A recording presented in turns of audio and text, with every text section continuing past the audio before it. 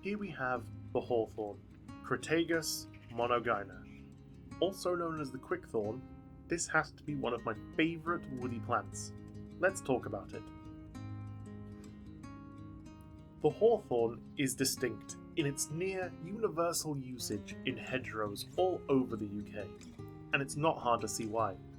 Its thick, thorny and twisting branches grow fast, and this allows it to quickly become stock-proof, preventing any farm animals from escaping the land.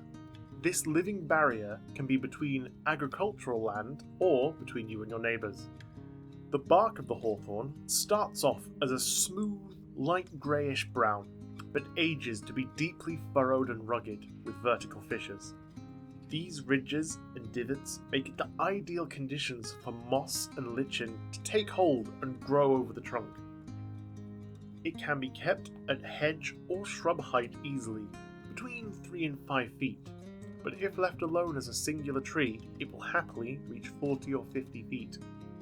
The bright leaves have this beautiful lobed shape, which can have some small variations even on the same tree, but all will have these lobes.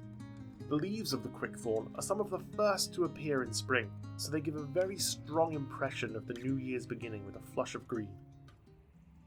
In late spring, the hawthorn flowers, often around May, giving it another one of its names, the May tree. Each flower has 5 petals of creamy white, sometimes pink tinged. They're also fantastic for pollinators.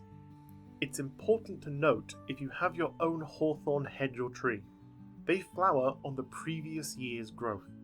So for any winter trimming, keep this in mind, ideally only cutting back once every 2 or 3 years.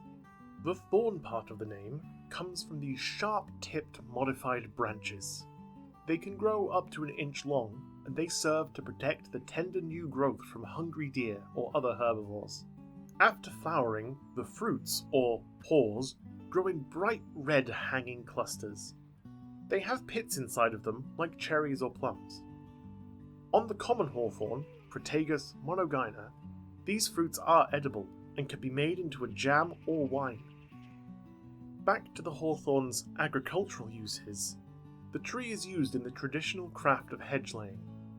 Thinned out after growing to a suitable size, most of the trunk is cut through and then laid down upon each other, creating a living fence.